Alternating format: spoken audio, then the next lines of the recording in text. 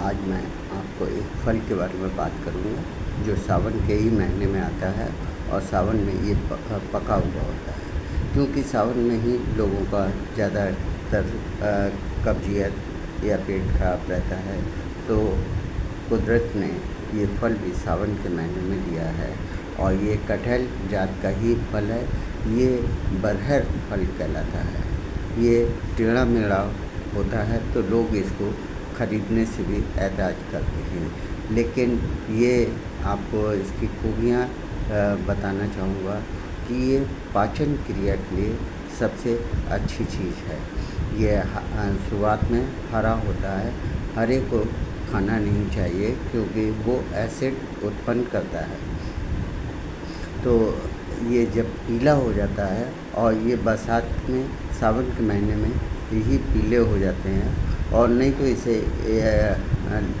अगर आप कच्चा भी ले आते हैं तो इसे आप रखते हैं 2-3 दिन में ये पीला हो जाएगा और फिर ये खाने लायक हो जाता है। इसका स्वाद खट मीठा होता है।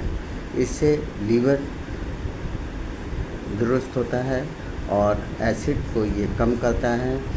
और इसके पौधे की भी आपको खासियत बताना चाहूँगा। इसकी जो छाल होती है, कहीं पर भी अगर मवाद होता है तो उसके ऊपर छाल का चूर्ण डालने से मवाद जो है सूख जाता है। इसका दूध जो है वो कहीं पर थोड़ा है और वो पक नहीं रहा है या पक गया है और फूट नहीं रहा है, तो उस पर दूध लगाने से वो फोड़ा या तो फूट जाएगा, फूटने वाला होगा तो फूट जाएगा, और नहीं तो वो दब जाएगा और उसके बाद फोड़े नहीं होते हैं। ये बलतोड़ में भी इसका दूध काम लिया जाता है।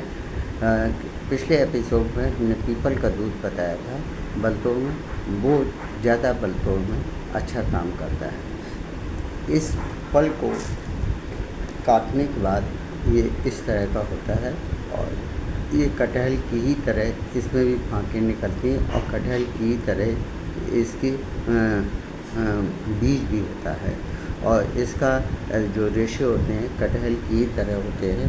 आप ये देखेंगे कि ये बीज वाला पोर्शन भी कटहल की तरह है और इसके बीज वगैरह भी कटहल की तरह होते हैं।